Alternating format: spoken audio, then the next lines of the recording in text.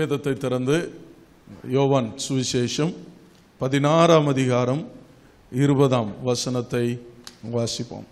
மெய்யாகவே மெய்யாகவே நான் உங்களுக்கு சொல்லுகிறேன், நீங்கள் அழுது புலம்புவீர்கள், உலகமோ சந்தோஷப்படும்.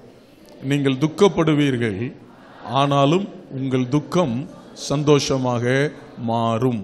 அந்த வசனத்தில் அந்த பின்னணியம் ஆண்டவராகிய இயேசு கிறிஸ்து தன்னுடைய மரணத்தை குறிப்பிட்டு சொல்லுகிறார். நீங்கள் சீஷர்களை பார்த்து சொல்ற, நீங்கள் அழுது புலம்புவீங்க, உலகம் சந்தோஷப்படும், நீங்களும் அழுது புலம்புவீங்க, நீங்கள் துக்கப்படுவீர்கள், ஆனாலும் உங்கள் துக்கம் என்னவா மாறும்? மரணத்தின் நிமித்தம் நீங்க துக்கப்படுகிற சூழ்நிலை வந்தாலும், உலகம் சந்தோஷப்படுகிற ஒரு சூழ்நிலை வந்தாலும், நான் உயிர் தெழும் பொழுது உங்கள் துக்கம் என்னவா மாறும்? சந்தோஷமா மாறும். உங்கள் வாழ்க்கையில ஆண்டவர், நீங்க எதனால மனம் உடைந்து, அந்த துக்கம் என்கிற வார்த்தைக்கு பார்த்தீங்கன்னு சொன்னா மனஸ்தாபம், மனக்லேசம், கவலை, வருத்தம், மனந்தாங்கல், மனபாரம், இது எல்லாமே இதைத்தான் குறிக்கிறது, அந்த துக்கத்தை தான் குறிக்கிறது. உங்களுடைய லைஃப்ல அப்படி எதனால மனத்தாங்கல் அடைந்திருக்கிறீங்களோ, கிளேசமுள்ள ஸ்திரீ, மனக்லேசமுள்ள ஸ்திரீ என்றால் சொல்லுகிறாளே, அப்படி கிளேசத்தினால இருக்கிறீங்களா? மனஸ்தாபம் உங்களுக்குள்ள இருக்கிறதா? துக்கம் அப்படி இருக்கிறதா? ஸ்தோத்திரம். ஆண்டவர் சொல்றாரு, உங்கள் துக்கத்தை நான் என்னவா மாற்றுவேன்? சந்தோஷமாய் மாற்றுவேன். ஸ்தோத்திரம். எல்லாம் முடிஞ்சு போயிருச்சுன்ற சூழ்நிலையில ஆண்டவர் சொல்றாரு, நான் அதை உயிர்த்தலை பண்ணுவேன். ஆமேன். இயேசு கிறிஸ்து எல்லாம் முடிஞ்சு போச்சு, அவர் மரித்துட்டார் அப்படின்னு நினைத்திருந்த இது 3 நாளைக்கு தான் தாக்கு பிடிச்சிச்சு.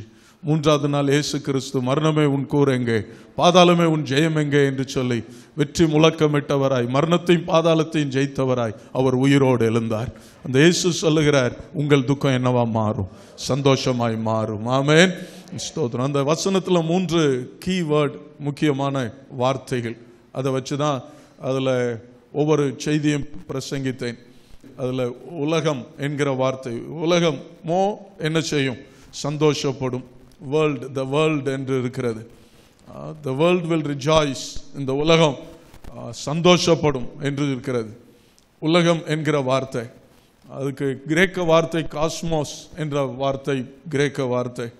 ஸ்தோத்திரம். பைபிள்ல உலகம் என்பது எதிர்மறையாகவே தான் சொல்லப்பட்டிருக்கிறது. யோவான் 1:10 வரும்பொழுது, அவரை கர்த்தரை அறியாத உலகம். 1 யோவான் 5:19 வாசிக்கும் போது, வசனத்தை குறிக்கிறவங்க குறித்து கொள்ளுங்கள். 1 யோவான் 5:19, இந்த உலகம் பொல்லாங்கனுக்குள்ள கிடக்கிறது, பொல்லாங்குக்குள்ள கிடக்கிற உலகம், கர்த்தரை அறியாத உலகம், பொல்லாங்குக்குள்ள கிடக்கிற உலகம். யோவான் 7:7 வாசிக்கும் பொழுது, அந்த உலகம் செய்கிறது தீமை என்பதை குறித்து கர்த்தர் சொன்னபடினால உலகம் அவரை என்ன செய்ததாம்? பகைத்தது என்று சொல்லி ஆண்டவர் சொல்லுகிறார். அது செய்யறது பொல்லாப்பு, உலகத்துல நீ பாவம் செய்கிறாய் என்று சொன்னதுனால உலகம் அவரை பகைத்தது. யோவான் 17:16 வரும்பொழுது இயேசு சொல்லுகிறார், நான் உலகத்தான் அல்லாதது போல அவர்களும் யார் அல்ல? உலகத்தார் அல்ல. சீஷர்களை பார்த்து ஆண்டவர் சொல்றார், அவர்கள் உலகத்தார் அல்ல, நாம் இந்த உலகத்துக்குரியவர்கள் அல்ல என்று சொல்லி ஆண்டவர் சொல்லுகிறதை பார்க்கிறோம். 2 பேதுரு 3ஆம் அதிகாரம் 6-7 வசனங்களை வாசிக்கும் பொழுது, இந்த உலகம் ஜல பிரளயத்தினால ஒரு தடவை என்ன செய்யப்பட்டது? அழிக்கப்பட்டது. இன்னும் இந்த உலகம் அக்கினிக்கு இரையாக என்ன செய்யப்பட்டிருக்கிறது? வைக்கப்பட்டிருக்கிறது என்று சொல்லி அந்த வசனத்துல பேதுரு குறிப்பிடுகிறார். ஸ்தோத்திரம். 1 யோவான் 2:15 வாசிக்கும் பொழுது யோவான் சொல்றார், உலகத்திலும் உலகத்தில் உள்ளவைகளிலும் நீங்கள் என்ன செய்யாதீங்க? அன்பு கூறாதிருங்கள் என்று சொல்லி சொல்லுகிறார். யாக்கோபு 4:4 வாசிக்கும் பொழுது, உலக சிநேகம் தேவனுக்கு விரோதமான பகை என்று சொல்லி கர்த்தர் சொல்லுகிறார். யோவான் 3:16 வாசிக்கும் பொழுது, இந்த உலகத்தின் மேலும் கர்த்தர் அன்பு கூர்ந்து, தேவன் தம்முடைய ஒரே பேரான குமாரனை விசுவாசிக்கிறவன் எவனோ அவன் கெட்டு போகாமல், இந்த உலகத்தில் இருக்கிற கர்த்தரை விசுவாசிக்கிற எவனானாலும் அவன் கெட்டு போகாமல் நித்திய ஜீவனை அடையும்படிக்கு அவரை தந்தருளி இவ்வளவாய் எதன் மேல அன்பு கூர்ந்தார்? உலகத்தின் மேல. உலகம் இத்தனை தீமை நிறைந்ததா இருந்தாலும், அது அக்கினிக்கிரையாக வைக்கப்பட்டிருந்தாலும், ஸ்தோத்திரம், ஆண்டவர் இயேசு கிறிஸ்து இந்த உலகத்தின் மேல அவர் அன்பு கூர்ந்து, எதற்காக 17ஆம் வசனத்துல தொடர்ந்து வாசிக்கும் பொழுது, அதை ஆக்கினைக்குள்ளாக தீர்க்கும்படி அவர் விரும்பாமல் இந்த உலகத்தை ரட்சிக்கவே தேவன் என்ன செய்கிறார்? விருப்பம் உள்ளவராயிருக்கிறார். கையை உயர்த்தி அல்லேலூயா சொல்லலாமா? ஸ்தோத்திரம். ரட்சிக்கவே அவர் விரும்புகிறார். எனக்கு அன்பான தேவனுடைய பிள்ளைகளை, இந்த உலகம் அவரை வெறுத்தது போல தீமையை வெறுக்கிற உங்களையும் இந்த உலகம் என்ன செய்யும்? வெறுக்கும்.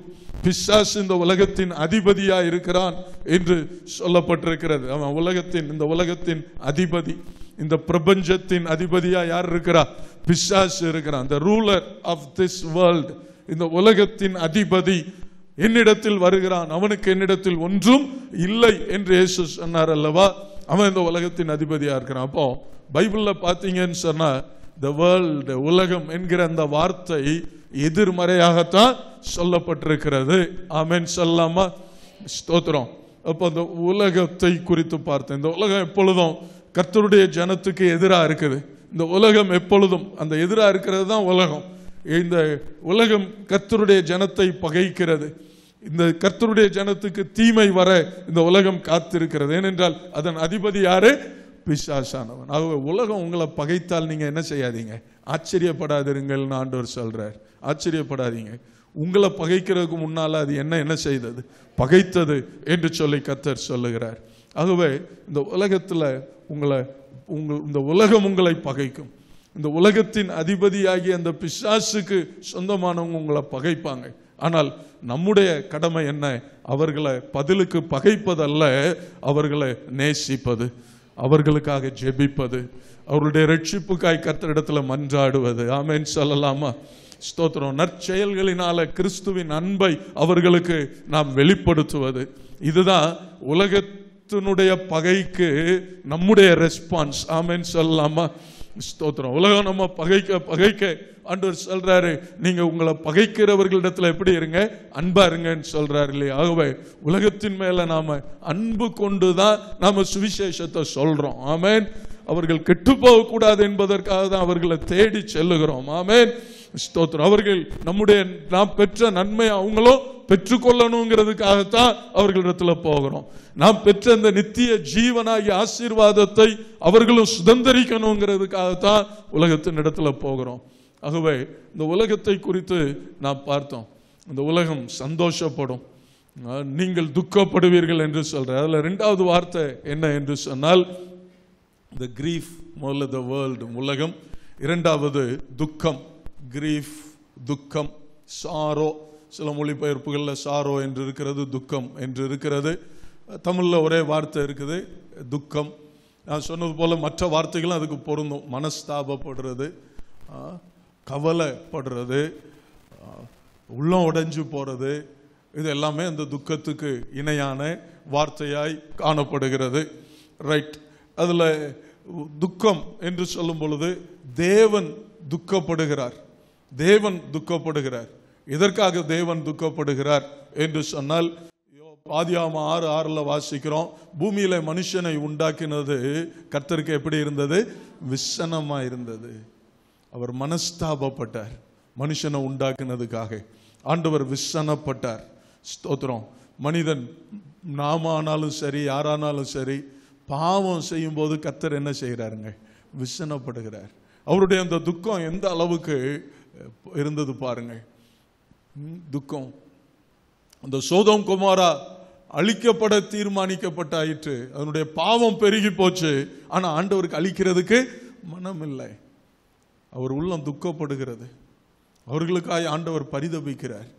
இன்றைக்கும் அந்த தேவன் ஸ்தோத்திரம் ஒரு பாவி மனம் திரும்ப மாட்டானான்னு துக்கப்படுறார். ஹல்லேலூயா. ஒரு பாவி பாவம் செய்யும் பொழுது அவர் இருதயம் உடைகிறது. ஸ்தோத்திரம். அவருடைய படைப்பு அல்லவா? ஏனென்றால் பாவத்தின் சம்பளம் என்னங்க? மரணம் அல்லவா? ஆகவே ஆண்டவர் மனிதன் பாவம் செய்யும் பொழுது ஆண்டவர் துக்கப்படுகிறார். ஸ்தோத்திரம். ஆண்டவருடைய உள்ளம் வேதனைப்படுகிறது. அந்த லூக்கா 15 வாசிக்கிறோம், அந்த இளைய குமாரன் தான் சொத்து ஆஸ்தியெல்லாம் வாங்கிட்டு போகும்போது அந்த தகப்பனுடைய உள்ளம், அவன் கொண்டு போய் பணம் காசு கொடுத்தது பெருசு இல்லை, ஆனால் அந்த பணத்தை வாங்கிட்டு போய் அவன் ஊதாரியாய் திரிந்து வேசிகளிடத்துல தன்னுடைய பணத்தை எல்லாம் செலவழித்து அவன் எல்லாம் இழந்த பொழுது அந்த தகப்பனுடைய உள்ளம் அந்த மகனுடைய பிரிவினால எவ்வளவு ஆதங்கப்பட்டு இருக்கும், எவ்வளவு துக்கம் அடைந்திருக்கும் இல்லையா? அது எந்த அளவுக்கு துக்கம் அடைந்தது என்பதை எது காட்டுகிறது? அவன் திரும்பி வந்தப்போ அவன் ஆற தழுவி சேர்த்துக்கிட்டான் பாருங்க. செத்து போனா என் மகன் திரும்ப வந்தான்னு சேர்த்துக்கிட்டான் பாருங்களேன். அந்த சந்தோஷம் எதை வெளிப்படுத்துகிறது என்றால், எந்த அளவுக்கு அந்த தகப்பன் என்ன செய்தார்? அவன் பிரிந்து போன பொழுது துக்கம் அடைந்திருந்தார். அவன் திரும்பி வரும் வரைக்கும் அவனுக்காக துக்கப்பட்டு இருந்தார் என்பதை அவருடைய அந்த வரவேற்பு வெளிப்படுத்துகிறது. அல்லேலூயா. அதனால தான் ஒரு பாவி பாவம் செய்யும் பொழுது துக்கப்படுகிற உள்ளம் உடைகிற ஆண்டவர் அவன் திரும்பி வரும்போது வேதம் சொல்லுகிறது, மனம் திரும்புகிற ஒரு பாவி நிமித்தம் பரலோகத்துல மிகுந்த சந்தோஷம் உண்டாயிருக்கிறது. கைகளை உயர்த்தி அல்லேலூயா சொல்லலாமா? இப்போ பாவத்தில் இருக்கிற ஒவ்வொரு மனிதனுக்காகவும் ஆண்டவர் துக்கப்படுகிறார். கர்த்தருடைய துக்கத்தை குறித்து சொன்னேன். பிற மனிதர்களுடைய துக்கத்தை குறித்து இந்த வேலையில சொல்லல. அடுத்து தேவனுடைய பிள்ளைகளுடைய துக்கம். ஒன்று தேவனுடைய துக்கம் நம்முடைய துக்கமா இருக்கும். ஆமென் சொல்லலாமா? பாவத்தை பார்க்கும்போது நம்ம உள்ளம் உடைஞ்சு பாவத்தில் வாழுகிறவர்களுக்காக நாம ஜெபிக்கணும். ஸ்தோத்திரம். 2 கொரிந்தியர் 7:7-10 வரை உள்ள வசனங்களில் அங்கு காட்லி சாரோ, தேவனுக்கேற்ற துக்கம், அடுத்து லௌகீக துக்கம் என்று 2 துக்கம் சொல்லப்பட்டிருக்கிறது. ஏன்னா இது செய்தி அல்ல, உங்களுக்கு ஒரு இன்ட்ரோடக்ஷனாக தான் சொல்லிட்டு இருக்கிறபடினால நான் கடந்து செல்லுகிறேன். தேவனுக்கேற்ற துக்கம் மனம் திரும்புதலையும் நித்திய ஜீவனையும் மகிழ்ச்சியையும் கொண்டு வருகிறது. அந்த துக்கம் நீங்கி மகிழ்ச்சி வந்துடுது. ஆனால் லௌகீக துக்கம் அது டிப்ரெஷனுக்குள்ள கொண்டு போகுது. லௌகீக துக்கம் அது மன உளைச்சலுக்குள்ள, மன சோர்வுக்குள்ள கொண்டு செல்லுகிறது, வலியை கொடுக்கிறது, பிறகு பாவம் செய்ய வைக்கிறது. அந்த லௌகீக துக்கம் அப்படியே துக்கத்தோடு முடிகிறதில்ல. அந்த லௌகீக துக்கப்படுகிறவன் ஏதாகிலும் பாவ செயல்களில் ஈடுபட வைக்கிறது. அடுத்து நான் சொல்ற விசுவாசிகளை சொல்லிட்டு இருக்கிறேன். சில விசுவாசிகளும் லௌகீக துக்கப்பட்டு அவங்க பாவத்தில் விழுந்து பின்வாங்கி போய் நித்திய மரணத்தை அவர்கள் அடைகிறவர்களா போய் விடுறாங்க. ஆண்டவரை விட்டு வழி விலகி போயிடுறாங்க. ஸ்தோத்திரம். ஆகவே 2 வகையான துக்கத்தை குறித்து அங்கே பவுல் எழுதுகிறார். எளிதான உதாரணம்னு சொன்னா 2 பேரும் துக்கப்பட்டாங்க. சீஷர்கள் எல்லாரும் துக்கப்பட்டாங்க இயேசுனுடைய மரணத்தினால. உதாரணத்திற்கு பேதுருவும் துக்கப்பட்டான், அவரை நான் மறுதளிச்சிட்டேனே அப்படின்னு துக்கப்பட்டான். யூதாசும் அவரை காட்டி கொடுத்துட்டேனே அப்படின்னு துக்கப்பட்டான். ஆனால் அந்த துக்கம் பேதுருடைய வாழ்க்கையில தேவனுக்கேற்ற துக்கமாய் மாறியது. அவன் மனம் திரும்பி ஆண்டவர்ட்ட மன்னிப்பு கேட்டு ஒப்புரவாகி அவன் அப்போஸ்தலர்களுக்குள்ள தலைமை அப்போஸ்தலனா மாறினான். கை உயர்த்தி அல்லேலூயா சொல்லலாமா? ஆனால் அதே நேரத்தில் யூதாசுடைய துக்கம் லௌகீக துக்கமாகவே போய் மன சோர்வுக்குள்ள அவனை கொண்டு போய் இயேசுவை காட்டி கொடுத்துட்டேனே, நல்ல முத்தம் கொடுத்து காட்டி கொடுத்து அவர் மரணத்துக்கு காரணமாயிட்டேன்னு சொல்லி உள்ளம் உடைஞ்சு அவன் அந்த துக்கத்தினால அவன் மன சோர்வுக்குள்ள போய் மன உளைச்சல் அடைந்து அவன் போய் காசெல்லாம் வீசி எறிஞ்சிட்டு அவன் போய் நான்று கொண்டு என்ன செய்தான்? செத்தான் என்று சொல்லி பார்க்கிறோம். வித்தியாசம் தெரியுதா உங்களுக்கு? ஆமென் சொல்லலாமா? அப்போ 2 வகையான தேவனுடைய பிள்ளைகளின் வாழ்க்கையில் இந்த துக்கம் வரும். அதை லௌகீக துக்கமாகவே கொண்டு போய் பாவத்தில் விழுந்து நித்திய ஆக்கினை அடைய போறீங்களா, அல்லது தேவனுக்கேற்ற துக்கமா இதை மாற்றி கர்த்தரிடத்துல நான் செஞ்ச தப்பு ஆண்டவரே, நான் மன்னிப்பு கேட்கிறேன், மனம் வருந்துறேன், என்னை மன்னிச்சிருங்க, நான் அழுது ஆண்டவர்கிட்ட சேர்ந்து ஸ்தோத்திரம் தொடர்ந்து கர்த்தரோடு வாழ்ந்து நித்திய ஜீவனை சுதந்திரிக்க போகிறீங்களா என்பதை நீங்கள் தீர்மானிக்க வேண்டும். ஆண்டவர் அந்த யோவான் 16:20 சொல்லும் பொழுது அந்த துக்கத்தை குறித்து, துக்கத்தை அந்த தேவனுக்கேற்ற துக்கத்தை எதோடு ஒப்பிடுகிறார் என்றால், தாய் ஸ்திரீயானவள் பிள்ளையை பெறுகிறதுக்கு முன்னால வேதனைப்படுகிறா பாருங்க. அது பெர்மனன்ட் கிடையாது. ரொம்ப நேரம் நீடிக்கிறது கிடையாது, குறிப்பிட்ட சில மணி நேரங்களா இருக்கலாம். ஸ்தோத்திரம். அதற்கு பிறகு குழந்தைய பார்த்தவள் சந்தோஷப்படுறா பாருங்க. அது போலத்தான் ஆண்டவர் சொல்றார், தேவனுக்கு ஏற்ற துக்கம் என்றென்றைக்கு இருக்க போறதில்ல. ஸ்தோத்திரம். கொஞ்சம் நேரம், கொஞ்ச நாள் இருக்கும், அதற்கு பிறகு அது ரெட்டிப்பான மகிழ்ச்சியை தரும். கை உயர்த்தி அல்லேலூயா சொல்லலாமா? 1000 மடங்கு மகிழ்ச்சியை தரும். அல்லேலூயா. யோபும் துக்கப்பட்டான், ஆனால் அவன் அந்த லௌகீக துக்கமாய் இல்ல, தேவனுக்கேற்ற துக்கமாய் துக்கித்தான். ஆண்டவரிடத்துல தன் அந்த துக்கத்திலும் விசுவாசத்தை அறிக்கை செய்தான், கர்த்தரை ஸ்தோத்தரித்தான். ஆண்டவர் அதை ரெட்டிப்பான ஆசீர்வாதமா அவன் வாழ்க்கையில முடிய பண்ணினார். ஸ்தோத்திரம். 3வது வார்த்தை அந்த வசனத்துல என்னன்னு சொன்னா, உங்கள் துக்கம் என்னவா மாறும்? சந்தோஷம். எல்லாரும் சொல்லுங்களேன், சந்தோஷம். அதை சந்தோஷமா தான் சொல்லுங்களேன். ஆண்டவர் சொல்றார், உங்கள் துக்கம் சந்தோஷமா மாறும். சந்தோஷத்துல ஸ்தோத்திரம். ஒரு சந்தோஷத்தை இன்னைக்கு பகிர்ந்து கொள்ளுகிறேன். ஒரு சந்தோஷம். என்ன சந்தோஷம்னு சொன்னா, ஜாய் ஆஃப் சால்வேஷன், ரட்சிப்பின் சந்தோஷம். எல்லாரும் சொல்லுங்க, ரட்சிப்பின் சந்தோஷம், ஜாய் ஆஃப் சால்வேஷன். அது தவிர இன்னொரு 5 சந்தோஷம் இருக்குது, அது இன்றைக்கு பேச முடியாது. முதல்ல இன்றைக்கு உங்களோட சொல்றது என்னன்னா, the joy of salvation, joy of salvation. ஸ்தோத்திரம். நம்ம எல்லாரும் ஜெபம் பண்ணோம். அந்த சால்வேஷன் என்பதற்கு இன்னொரு வேற வார்த்தைகள் என்னெல்லாம் சொல்லலாம்னா, ரிடம்ஷன், விடுதலை, டெலிவரன்ஸ், ரெஸ்கியூ, மீட்பு, இப்படி பல வார்த்தைகளை சொல்லலாம். நம்ம ஜெபம் பண்ணோம். இந்த உத்தரகாண்டில் இந்த டனல் தோண்டுகிற பணியில், சாலைக்காக மலையை குடைஞ்சு தோன்ற பணியில் 41 பேர், 41 தொழிலாளர்கள் அதில் சிக்கி கொண்டாங்க. அவ்வளோதான், உள்ள பாதையை மண் விழுந்து மூடிருச்சு.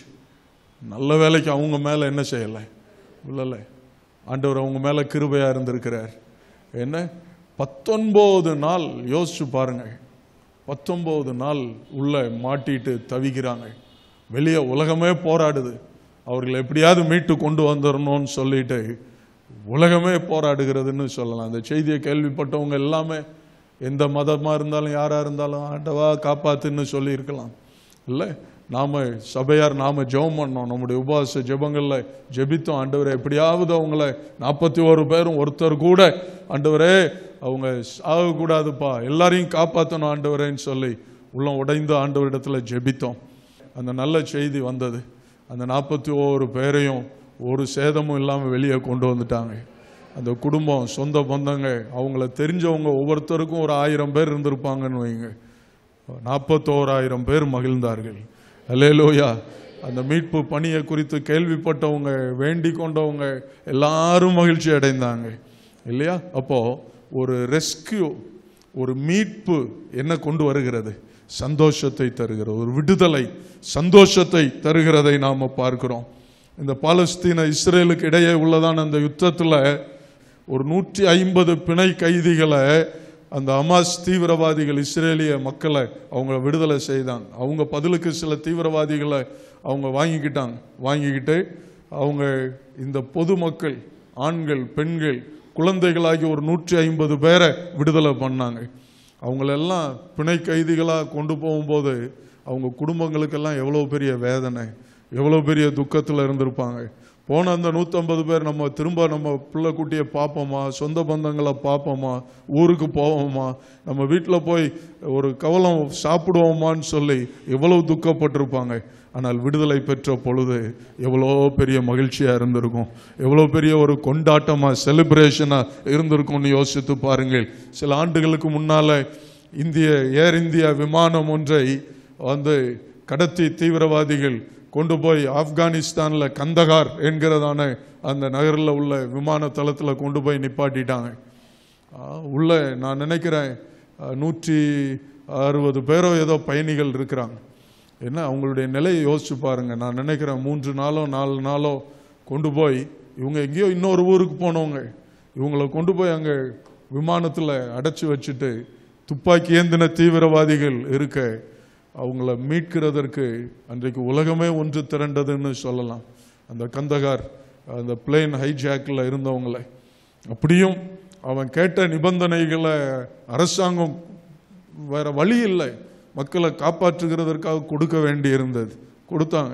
தீவிரவாதிகளை சிறைச்சாலையிலிருந்து விடுதலை பண்ணாங்க. பாகிஸ்தான் மற்ற தீவிரவாதிகளை விடுதலை பண்ணாங்க. தாலிபான் தீவிரவாதிகளை விடுதலை பண்ணாங்க. ஆனாலுமே அரசாங்கம் அதற்கு மசியலன்னு நினைத்த போது ஒரு விமான பணிப்பெண்ணை என்ன செய்தாங்க, உள்ளே சுட்டு கொண்டாங்க அந்த பிளேன் ஹைஜாக்ல. அதுக்கு பிறகுதான் இவன் பொல்லாதவனா இருக்கிறான், மற்றவங்களே எல்லாரையும் கொன்றுவாங்கன்னு சொல்லி அவன் கேட்ட நிபந்தனைகளின்படி பணத்தை கொடுத்து தீவிரவாதிகளை விடுதலையாக்கி அரசாங்கம் பணிய வேண்டி வந்தது. ஆனாலும் போய் அதிரடி படையினர் போய் தாக்கி தான் அதை மீட்டாங்க. அப்படித்தான் அது நடந்தது. கையை உயர்த்தி அல்லேலூயா சொல்லாம அதிலிருந்து மீட்கப்படும் போது கொஞ்சம் அந்த சூழ்நிலையை இமேஜின் பண்ணி பார்த்தீங்கன்னா தெரியும்.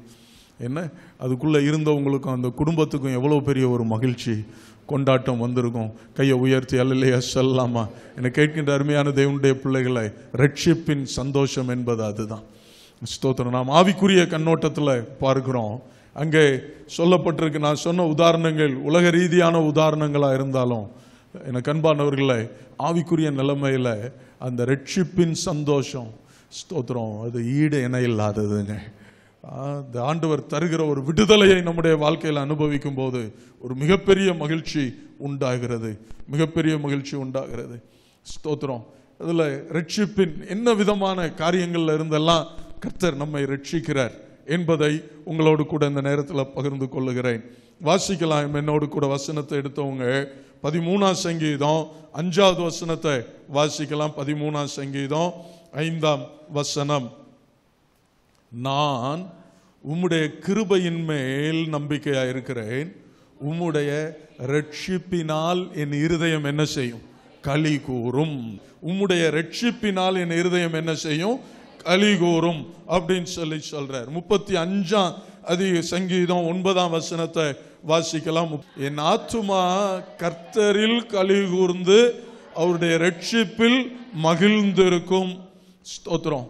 அப்படியே 9ஆம் சங்கீதத்தை எடுத்துக்கொள்ளுங்கள். 9ஆம் சங்கீதம் 13-14 வசனங்களை வாசிக்கலாம்.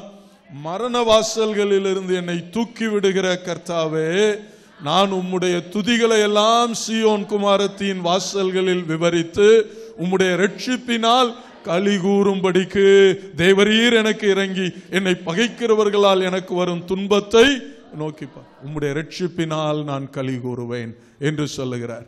இங்கே தாவீது குறிப்பிடுகிற அந்த ரட்சிப்பு, அந்த ரட்சிப்பின் சந்தோஷம் எதை சொல்லுகிறார் என்றால், அவருடைய எதிரிகளின் கையில் இருந்து விடுவிக்கப்பட்டு தப்புவிக்கப்படுகிறத ரட்சிப்பு என்று குறிப்பிடுகிறார். கையை உயர்த்தி அல்லேலூயா சொல்லாம அதற்கு முந்தி பிந்தி இருக்கிற வசனங்களை அந்த சங்கீதங்களில் வாசித்து பார்த்தால் உங்களுக்கு தெரியும். என்னுடைய சத்துருக்கள் எனக்கு விரோதமா பதவி இருக்கிறாங்க, உம்முடைய ரட்சிப்பினால் என்ன செய்ய பண்ணும், களி கூற பண்ணும். உம்முடைய ரட்சிப்பினால் நான் சந்தோஷப்பட செய்யும். அந்த எதிரிகள், எனக்கு எதிராக இருக்கிற மனுஷர்கள், எனக்கு எதிராக இருக்கிறவர்களுடைய சூழ்ச்சிகளில் இருந்து என்னை தப்புவிக்க பண்ணி அந்த சந்தோஷத்தை எனக்கு தாரும் என்று சொல்லி அங்கே தாவீது சொல்லுகிறார். அப்போ ஆண்டவர் சொல்றாரு, உங்களை அந்த ரட்சிப்பின் சந்தோஷத்தினால நிரம்ப பண்ணுவேன். அல்லேலூயா. உங்களுடைய வாழ்க்கையில இப்படி எதிராக இருக்கிறவர்கள், எதிர்ப்புகள், உங்கள் வாழ்க்கையில உங்களுக்கு எதிராகவே செயல்படுகிறவங்க, அது பிசாசு எப்பவும் எதிரியா தான் இருக்கிறான்.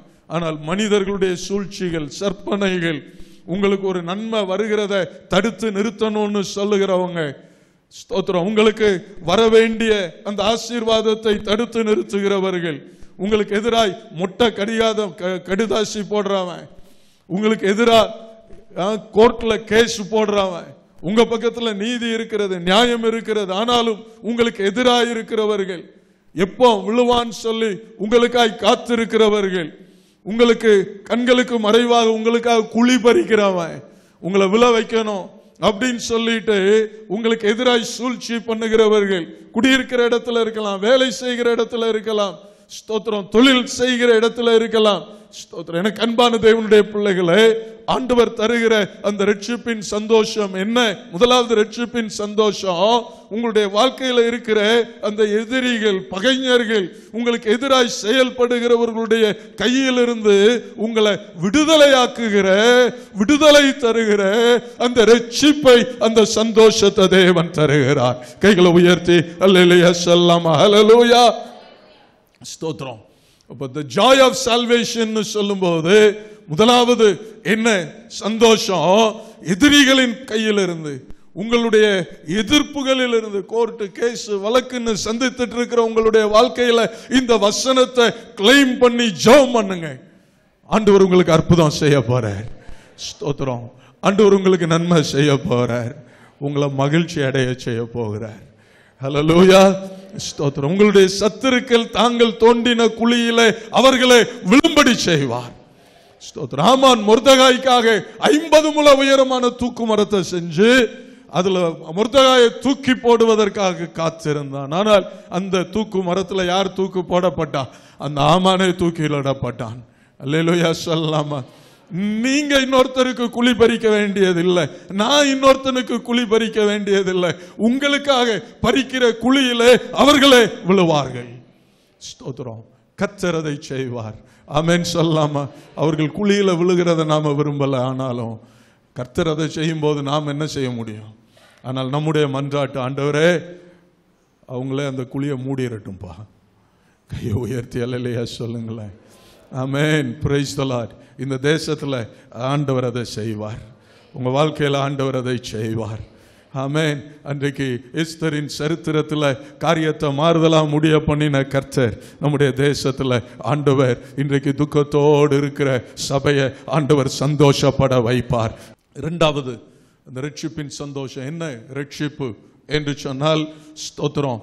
வாசிக்கலாம். மார்க்கு சுவிசேஷம் 5ஆம் அதிகாரத்துல 25ஆம் வசனத்திலிருந்து அங்கே 34ஆம் வசனம் வரைக்கும் ஒரு சம்பவம் சொல்லப்பட்டிருக்கிறது. அப்பொழுது 12 வருஷமாய் பெரும்பாடுள்ள ஒரு ஸ்திரீ அநேக வைத்தியர்களால் மிகவும் வருத்தப்பட்டு தனக்கு உண்டானவைகளை எல்லாம் செலவழித்தும் சற்றாகிலும் குணமடையாமல் அதிக வருத்தப்படுகிற போது இயேசுவை குறித்து கேள்விப்பட்டு நான் அவருடைய வஸ்திரங்களை ஆகிலும் தொட்டால் சுஸ்தமாவேன் என்று சொல்லி ஜனக்கூட்டத்துக்குள்ளே அவருக்கு பின்னாக வந்த அவருடைய வஸ்திரத்தை தொட்டாள். பின்னால் அப்புறம் நடந்தது உங்களுக்கு தெரியும் இல்லையா? ஸ்தோத்திரம். அவளுக்கு தீராத பெரும்பாடு, தனக்கு உண்டானது எல்லாம் வித்து செலவழித்தோம், சுகமாகல. நாளுக்கு நாள் அப்படியே உடஞ்சு போயிட்டா. இயேசுவை பற்றி கேள்விப்பட்ட அவருடைய வஸ்திரத்தை ஆகிலும் தொட்டா சுஸ்தமாவேன்னு சொல்லிட்டு போய் தொடரா பாருங்க. ஆண்டுடைய வஸ்திரத்தின் ஓரத்தில் இருந்து வல்லமை புறப்பட்டது. உடனே அவருடைய உதிரத்தின் ஊரல் நின்று போயிற்று. கர்த்தர் திரும்பி கேட்கிறார், என்ன தொட்டது யார்? எல்லாம் சொல்றாங்க, சீஷர்கள் எல்லாரும் தான் அவங்கள தொட்டுட்டு இருக்கிறாங்க. ஆண்டவரே, இல்ல இல்ல, ஒருத்தங்க என்ன தொட்டாங்க, என்னல இருந்து வல்லமை புறப்பட்டது. அவள் சொன்னா, நான் மறைந்திருக்கல, அவருக்கு தெரிஞ்சு போச்சுன்னு சொல்லிட்டு நான் தான் இந்த ஸ்திரீன்னு சொன்ன பொழுது ஆண்டவர் சொன்ன, மகளே, உன் விசுவாசம் உன்னை ரட்சித்தது, நீ சமாதானத்தோட சந்தோஷத்தோட போய் உன் வேதனை நீங்கி எப்படி இரு, சுகமாயிரு. வியாதியிலிருந்து விடுதலை, அதனால உண்டாகிற வியாதியிலிருந்து கர்த்தர் ரட்சிக்கிறார். அதனால உண்டாகிற அந்த ரட்சிப்பின் சந்தோஷம், அதுவும் ரட்சிப்பின் சந்தோஷமே. ஆமென் சொல்லலாமா? ஸ்தோத்திரம். ஆண்டவருடைய நாமத்துக்கு மகிமை உண்டாவதாக. எத்தனை பேரை கடந்த நாட்கள்ல உங்களை ஆண்டவர் சுகமாக்கி இருக்கிறார்? ஸ்தோத்திரம். எல்லாருடைய வாழ்வில் அனுபவிச்சிருக்கிறீங்க பாருங்க. இல்ல, அந்த சுகம் கிடைச்ச போது எவ்வளவு பெரிய சந்தோஷம். ஆமென், ஸ்தோத்திரம். ஆண்டவர் வியாதியை நீக்கி சுகத்தை, ரட்சிப்பை தருகிற அந்த தேவனாய் ஆண்டவர் காணப்படுகிறார். ஆகவே எனக்கு அன்பான தேவனுடைய பிள்ளைகளை, ஸ்தோத்திரம், சத்துருக்கள் இடத்திலிருந்து ரட்சிப்பு, வியாதியிலிருந்து ரட்சிப்பு ஆகிய சந்தோஷம். ஸ்தோத்திரம். மார்க்கு சுவிசேஷம் 5ஆம் அதிகாரத்திலேயே 1-20 வரை உள்ள வசனங்களை வாசிக்கும் பொழுது வாசிப்போம். 1-இருந்து, பின்பு அவர்கள் கடலுக்கு அக்கறையில் உள்ள கதிரேனருடைய நாட்டில் வந்தார்கள். அவர் படவிலிருந்து இறங்கின உடனே அசுத்த ஆவியுள்ள ஒரு மனுஷன் பிரேத கல்லறைகளில் இருந்து அவருக்கு எதிராக வந்தான். அவனுடைய குடியிருப்பு கல்லறைகளில் இருந்தது. அவனை சங்கிலிகளினாலும் கட்ட ஒருவனாலும் கூடாது இருந்தது. அவன் அநேகம் தரம் விலங்குகளினாலும் சங்கிலிகளினாலும் கட்டப்பட்டிருந்தும் சங்கிலிகளை முறித்து விலங்குகளை தகர்த்து போடுவான். அவனை அடக்க ஒருவனாலும் கூடாது இருந்தது. அவன் எப்பொழுதும் இரவும் பகலும் மலைகளிலும் கல்லறைகளிலும் இருந்து கூக்குரலிட்டு கல்லுகளினாலே தன்னை என்ன ஒரு கோரமான ஒரு மனுஷன் பாருங்க. கல்லறை தான் அவன் குடியிருப்பு. நிர்வாணமா இருக்கிறான், சங்கிலிகளால கட்ட முடியல, கூச்சல் போடுவான், திடீர்னு கூச்சல் போடுவான். லேகியோன், அவனுக்குள்ள 6000 பிசாசு. லீஜியன் அப்படின்னா 6000 பேரை கொண்ட ரோம படைப்பிரிவுக்கு பேர் தான் என்னன்னா லீஜியன். இவனுக்குள்ள லேகியோன், லீஜியன் என்று 6000 பிசாசு அவனுக்குள்ள இருந்ததுன்னு அநேக வேத பண்டிதர்கள் ஒத்துக்கொள்ளுகிறாங்க. ஸ்தோத்திரம். அவ்வளவு பிசாசு, ஒரு பிசாசே தாங்க முடியலை. 6000 பிசாசு ஒரு மனுஷனுக்குள்ள இருந்தா எப்படி இருந்திருக்கும் அவன் பாடு பாருங்க. அதனால இயேசு அவன் வாழ்க்கையில குறுக்கிட்டார். ஸ்தோத்திரம். ஆண்டவர் அவனுக்குள்ள இருந்த பிசாசை துரத்தினார். ஸ்தோத்திரம். அந்த ஊர் ஜனங்கள் எல்லாம் என்னடா அது அமைதியா இருக்க அப்படின்னு சொல்லிட்டு அவங்க வர்றாங்க. இயேசுவின் இடத்தில் வந்து 15வது வசனத்தில், லேகியோன் ஆகிய பிசாசுகள் பிடித்திருந்தவன் வஸ்திரம் தரித்து உட்கார்ந்து புத்தி தெளிந்திருக்கிறதை கண்டு, இவனு வித்தியாசமானவனு, சந்தோஷப்படலை. என்ன செஞ்சானே, பயந்தாங்க. அப்போ நல்லா இருக்கானேன்னு சொல்லி என்ன செஞ்சிருக்கணும், ஆனா அவன் சந்தோஷப்பட்டான். ஹல்லேலூயா. அவன் சொல்றான் இயேசுட்ட, என்னை இப்படி விடுதலை பண்ணிட்டீங்க ஆண்டவரே, நான் நீங்க எங்க போறீங்களோ அங்கெல்லாம் உங்க கூட வர்றதுக்கு எனக்கு என்ன செய்யுங்க, அனுமதி கொடுங்க. ஆனா ஆண்டவர் சொன்னாரு, என் கூட நீ வர வேண்டாம், நீ உன் ஊருக்கு போ, தெக்கப்போலிக்கு போ, அங்க போய் நான் உனக்கு செஞ்சதெல்லாம் அந்த 10 பட்டண மக்களுக்கு நீ சாட்சியா சொல்லு அப்படின்னு சொல்லி ஆண்டவர் அனுப்பினார். உனக்கு அன்பான தேவனுடைய பிள்ளைகளை, பிசாசினால இல்ல செய்வினை, பில்லி சூனியம், ஏவல், பிசாசினுடைய தாக்குதலுக்கு உள்ளாய் இருந்தா ஆண்டவர் அதுல இருந்து ரட்சிக்கிறார். அல்லேலூயா. ஸ்தோத்திரம். இந்த இடத்துல அப்படி பிசாசின் பிடியிலிருந்து விடுவிக்கப்பட்டவர்கள் எவ்வளவு பேர் இருக்கிறீங்க. கர்த்தர் உங்களை விடுவித்தார். ஸ்தோத்திரம். கர்த்தர் உங்களை ரட்சித்தார். எவ்வளவு பெரிய சந்தோஷம். கையை தட்டி கர்த்தருக்கு மகிமை செலுத்துவோமே. ஆமென். ஸ்தோத்திரம். ஆண்டவருக்கு மகிமை உண்டாவதாக. இப்பொழுதும் நீங்க நம்புங்க, உங்களுக்கு எதிராக மந்திரவாதம், குறி சொல்லுதல் எதுவுமே இல்லைங்க. யாராவது வந்து ஏவல் பில்லி சூனியம்னு சொன்னா எவனும் செய்யலாம்.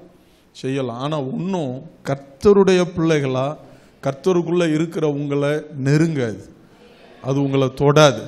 விசுவாசிக்கிறவங்க ஆமென் சொல்லலாமா? ஸ்தோத்திரம். அது யார் ஏவனதோ அவனை தான் திரும்ப போய் அடிக்கும். போய் சொல்லும், எப்பா இடம் தெரியாம என்னை ஏவி விட்டுட்டியே, நானும் போய் தானே அடிபட்டு வந்திருக்கிறேன்னு சொல்லி அவன் மேல ஒரே பாய்ச்சலா பாஞ்சிடும். நாளை பின்ன அனுப்புவானா? ஏதாவது போக மாட்டான். ஆனா சிலர் பார்த்தா விசுவாசிகளும் பயந்து யாராவது ஊழியக்காரன் பேர்ல பொய்யா வந்து உங்கள்கிட்ட ஊதிட்டு போவான். உங்களுக்கு விரோதமா செய்வினை இருக்கு, ஏவல் இருக்கு, பில்லி சூனியம் இருக்கு அப்படின்னு சொல்லிட்டு போவான். நம்பாதீங்க, இருக்கும். நீங்க ஒருவேளை அப்படியே நினைச்சாலும் பயந்து போய் எங்களுக்காக ஜெபம் பண்ணுங்க. இல்லை, நீங்க ஜெபம் பண்ணாம அது போகாது. அப்படியே இருந்தாலும் சொல்றேன், உங்களுடைய பாவம் ஏதோ பிசாசுக்கு பயந்து நீங்க இடம் கொடுத்திருந்தாலும் நீங்க தான் அதை துரத்தணும். உங்க கையில தான் அதுக்கு சாவிய அதிகாரத்தை ஆண்டவர் கொடுத்திருக்கிறார். விசுவாசிக்கிறவர்கள் கை உயர்த்தி அல்லேலூயா சொல்லுங்களேன். ஹல்லேலூயா.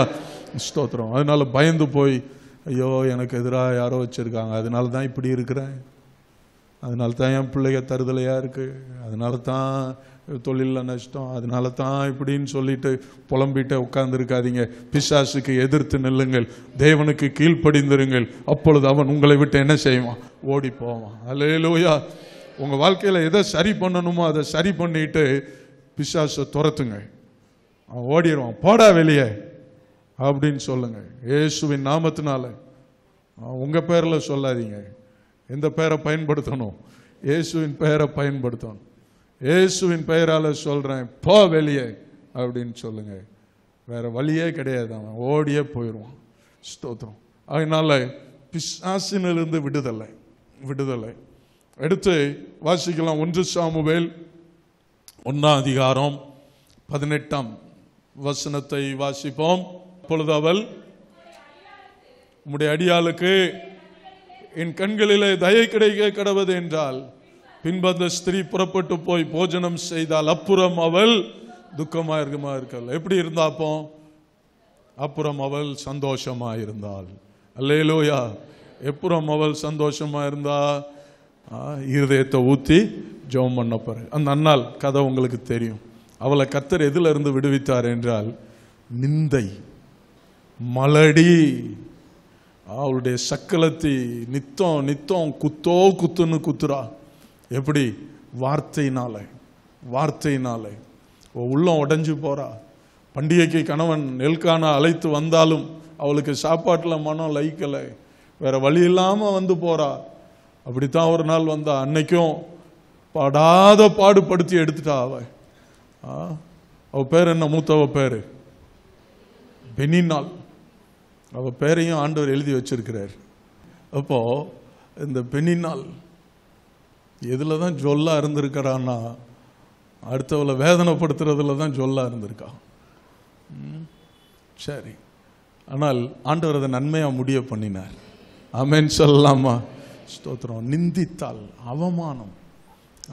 உங்க வாழ்க்கையில் ஒரு நிந்தனை இருக்கும், ஒரு அவமானம் இருக்கும். ராசி இல்லாதவன், அவன் தொடுறதெல்லாம் விளங்காம போகும், அவன் கை வச்சா நாசமா போயிடும்.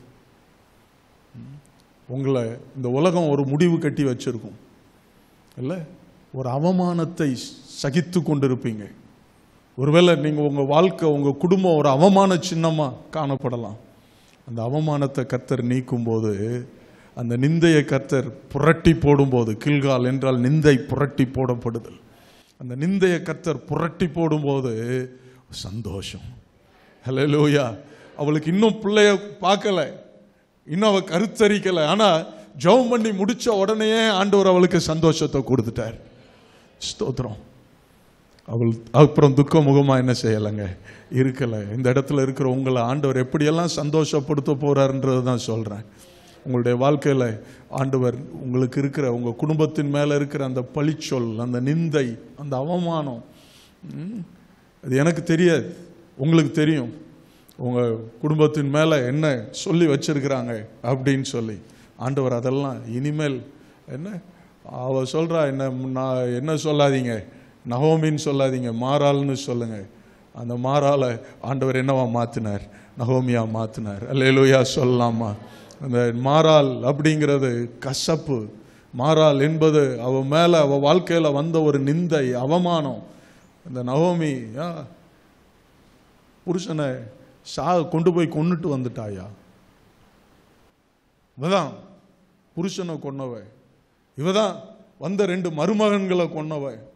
பார் வந்து நிக்கிறா பார், மூலியா வந்து நிக்கிறா பார். பார் எல்லாத்தையும் இலக்க கொடுத்துட்டு இதெல்லாம் ஒன்றும் வேண்டான்னு சொல்லிட்டு போனா இன்னைக்கு வெக்கப்பட்டு வந்து நிக்கிறா பார். அப்படித்தான் அந்த ஊர் சொல்லுச்சு. ஆனால் அந்த ஊர்ல கர்த்தர் அந்த நகோமியை உயர்த்தினார். அல்லேலூயா. அவள் மருமகள் ரூத்தை கர்த்தர் உயர்த்தினார். அவள் மேல இருந்த அந்த அவ பெயரை கர்த்தர் நீக்கினார். ஸ்தோத்திரம். ராசி இல்லாதவ, அதிர்ஷ்டம் இல்லாதவ, சாப பிடிச்சவ அப்படிங்கிறதெல்லாம் கர்த்தர் மாத்தினாருங்க. உங்களை குறித்து சொல்லியிருக்கலாம், தெரியல யாரை பத்தி அப்படின்னு தெரியல. ஆனால் ஸ்தோத்திரம், மூத்தவன் நல்ல ராசியான பையன், அல்லது இளையவன் இவன் ஒரு மாதிரி தான், சோட தான்.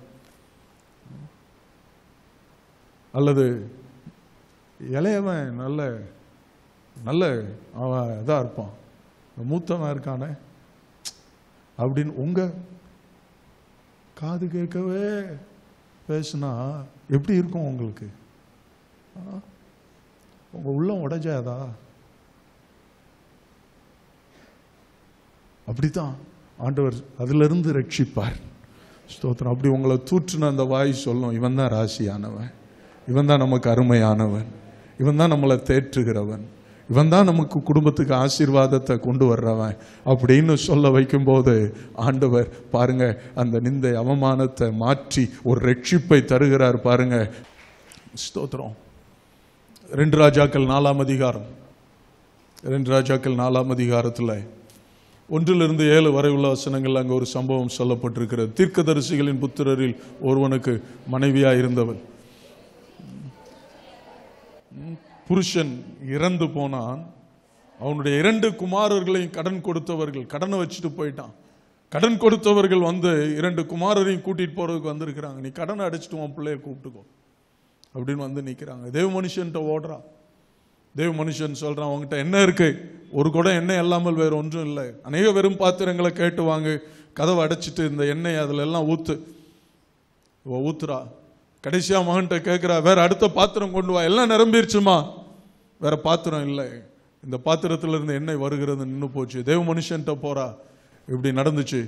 சரி, எண்ணெயை வித்து கடனை அடைச்சிட்டு மீதியை வச்சு தொடர்ந்து வியாபாரம் பண்ணி சம்பாதிங்க, நல்லா வாழுங்கன்னு சொல்லி அனுப்புகிறான். இன்னைக்கு கடன் ஆகிய சாபம். இங்கிருந்து அலுவலகத்தில் உட்காந்து வேலை செஞ்சுட்டு எப்படியும் ஒரு 9 மணிக்கு மேலே இருக்கும். இப்படி வெளியே பைக் எடுத்து திரும்புகிறேன். அதில் ஒருத்தன் 2 வீலரில் ஒருத்தன் நிற்கிறான்.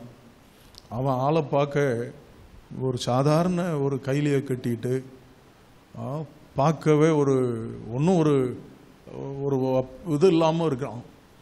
அவன் இன்னொருத்தன் முன்னால் ஒருத்தன் நல்ல பேண்ட்டு ஷர்ட்டும் போட்டுட்டு வெள்ளையும் சொல்லையுமா நிற்கிறான். இவன் பேசின பேச்சு இருக்கு பாருங்க, காது கொடுத்து தாங்க முடியாது. வேணும்னே அந்த நேரத்தில் ரோட்டில் நடந்து போகிறவங்க பூரா கேட்கணும்னு சொல்லிட்டு, ஏண்டா வாங்கின போது உனக்கு இதெல்லாம் இருந்துச்சு, இதுதான் கடன் தான், எப்படா தரப்போற, வட்டி இவ்வளவு நாளாச்சு, பயங்கரமான பேச்சு. நான் அந்த பக்கம் திரும்பியே பார்க்கல. பார்த்தா அந்த திட்டு வசவு வாங்குறவனுக்கு எப்படி இருக்கும். நான் அப்படியே காதில் கேட்காம திரும்பியே பார்க்காம அப்படியே வண்டியை ஸ்டார்ட் பண்ணிட்டு போயிட்டேன். என்ன ஒரு அவமானம், என்ன ஒரு அந்த கடன்னால ஸ்தோத்திரம். எத்தனை பேர் கடனில் இருந்து கர்த்தர் உங்களை மீட்டு இருக்கிறார். கடந்த நாட்களில் கடனில் இருந்தேன், என்னை மீட்டார் கர்த்தர் என்று சொல்லுகிறவர்கள் அதுக்கேற்றபடி ஒரு அல்லேலூயா சொல்லுங்களேன். ஹல்லேலூயா. இந்த கடன் இல்லாத ஒரு வாழ்க்கை இருக்கு பாருங்க, எவ்வளோ பெரிய ஒரு விடுதலை, எவ்வளோ பெரிய ஒரு விடுதலை. கடன் படாதீங்க. ஸ்தோத்திரம். ஞானமாக பணத்தை செலவு பண்ணுங்க. எனக்கு அன்பான தேவனுடைய பிள்ளைகளை, அப்போ அந்த குடும்பம் எவ்வளவு நின்றுச்சு, என்ன ஒரு நெருக்கடியில் நின்றுச்சு. கர்த்தர் அந்த கடனையெல்லாம் அடைக்க செஞ்சு ஆண்டவர் தூக்கி எடுத்தார் பாருங்க. ஸ்தோத்திரம். ஒரு தடவை கடன் பட்டுட்டீங்க, எப்படியாவது அடைச்சு தீருங்க. இனி கடன் வாங்காதீங்க. ஹல்லேலூயா. போய் வட்டி கடன் அது இதுன்னு போய் எதுலையும் மாட்டிராதீங்க, வட்டியில் போய் சிக்கிறாதீங்க. ஹல்லேலூயா. ஸ்தோத்திரம். தகுந்த ஆலோசனை கேட்டு யார்கிட்டையும் அதன்படி செய்யுங்க. கர்த்தர் உங்களை ஆண்டவர் ரட்சிப்பாராக. கடைசி அதை சொல்லி முடிக்கிறேன்.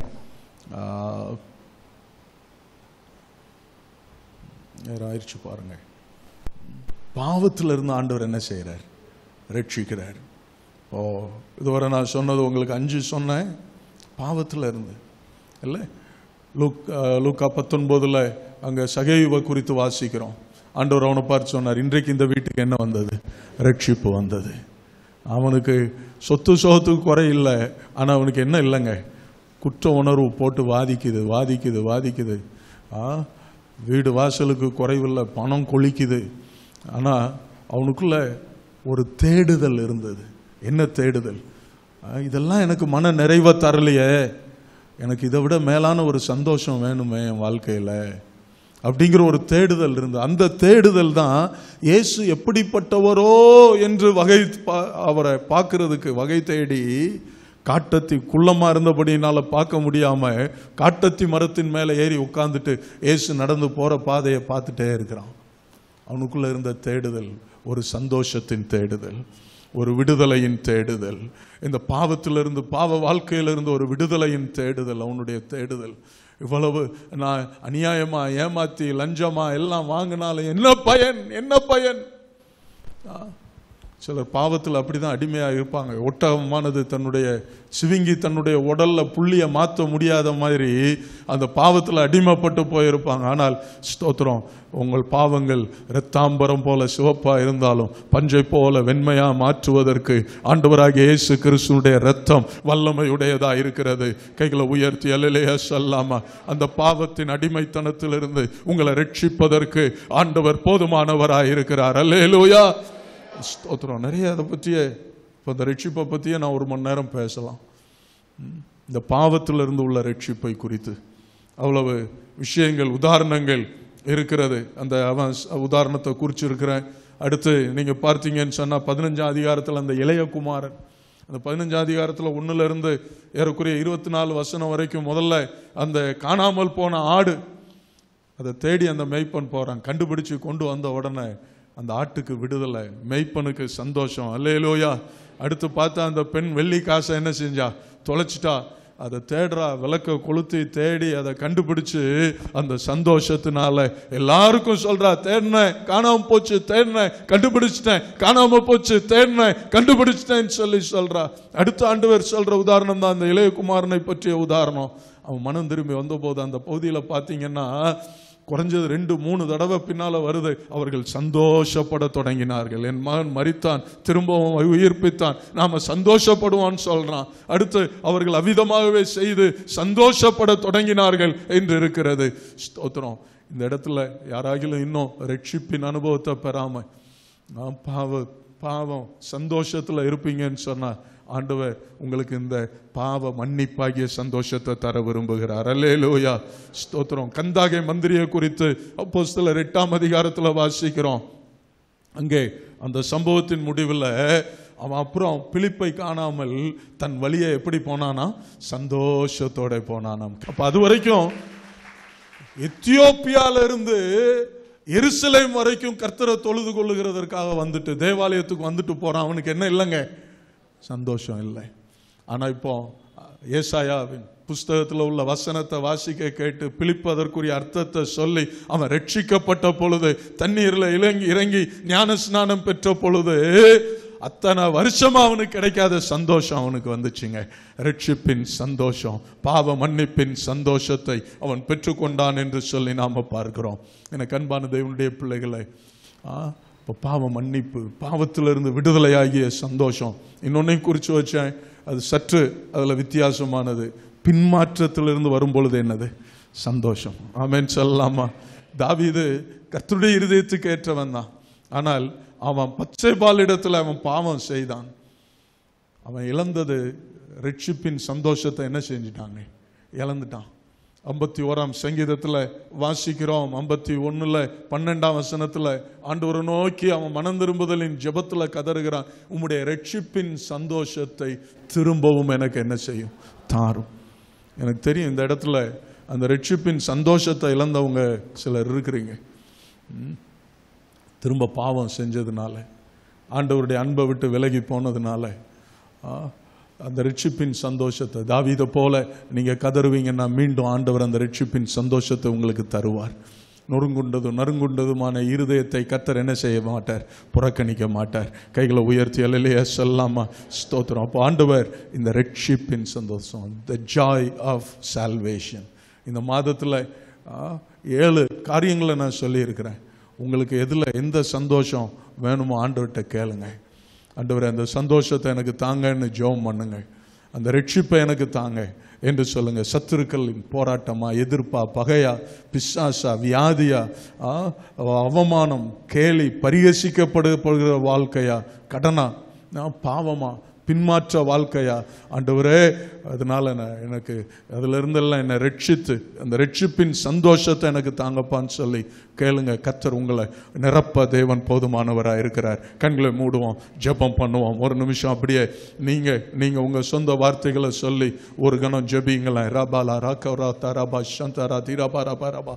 அல்லேலூயா ஸ்தோத்திரம். ஆண்டவரே உம்முடைய பிள்ளைகளுடைய வாழ்க்கையில் ஆண்டவரே ஸ்தோத்திரம். என்ன அந்த எந்த காரியத்தில் ரட்சிப்பு வேண்டுமோ, விடுதலை வேணுமோ ஆண்டவரே, அந்த விடுதலையை இந்த மாதத்தில் நீர் கொடுத்து ஆண்டவரே என் தேவன் ஆசீர்வதிப்பீராக, சந்தோஷப்படும்படி ஆசீர்வதிப்பீராக, களி கூறும்படி ஆசீர்வதிப்பீராக.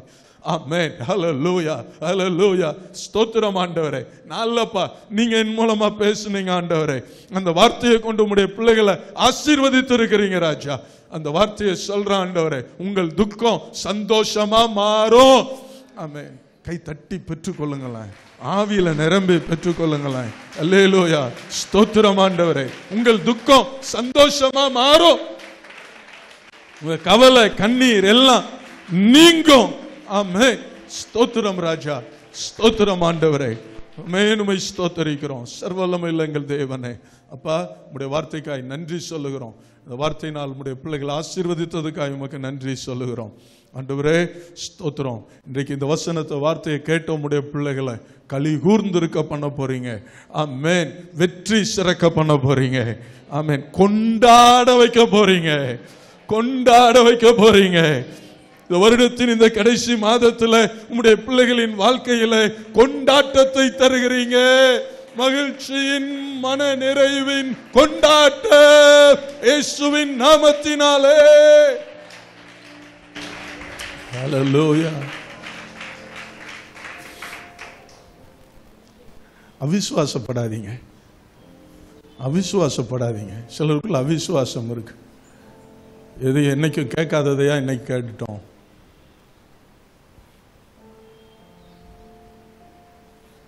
என்னைக்கும் போல இன்னைக்கும் கேட்டோம். அப்படி நினைச்சீங்கன்னா அப்படிதாங்க. அத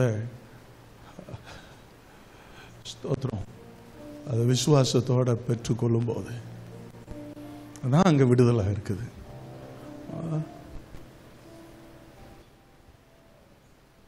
அத்தனை பேர் தொட்டாங்க, ஆனா விசுவாசத்தோட ஒருத்தி தொட்டான். அத்தனை பேர் இயேசுவை நோக்கி கூப்பிட்டாங்க, ஆனா விசுவாசத்தோட ஒருத்தன் கூப்பிட்டான். Hallelujah. That made the difference. ஸ்தோத்திரம். கரங்களை உயர்த்தி, ஆண்டவரே என் அவிசுவாசத்தை நீக்கும் அப்பான்னு சொல்லுங்க. என்ன நிறைய பேருக்குள்ள அந்த அவிசுவாசம் இருக்கு, அவிசுவாசம் இருக்கு. இது எங்க நடக்க போகுது? ஏதோ பாஸ்டர் நம்மளை என்கரேஜ் பண்றதுக்காக பேசுறாரு.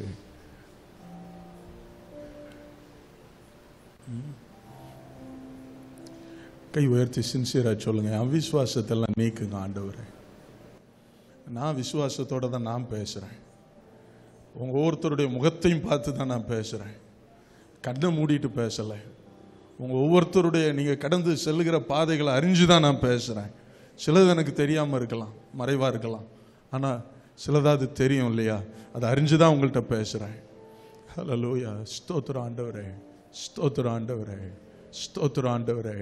அன்பின் ஆண்டவரே, உடைய பிள்ளைகளுடைய அவிசுவாசம் நீங்கும்படி நீர் அற்புதம் செய்யும் அப்பா. ஆண்டவரே, உம்முடைய வார்த்தையை விசுவாசித்து அப்படியே 100 மடங்கு அதை சுதந்திரித்து கொள்ள, தங்கள் வாழ்க்கையில அதை அப்படியே சுதந்திரித்து கொள்ள உதவி செய்தாரும். அதற்கேற்ற செயல்களை தந்து நீர் ஆசீர்வதித்தருளும் ஆண்டவரே. உம்மை ஸ்தோத்தரிக்கிறோம், உம்மை துதிக்கிறோம் அப்பா. இயேசுவின் நாமத்தில் ஜெபிக்கிறோம் நல்ல பிதாவே. ஆமென்.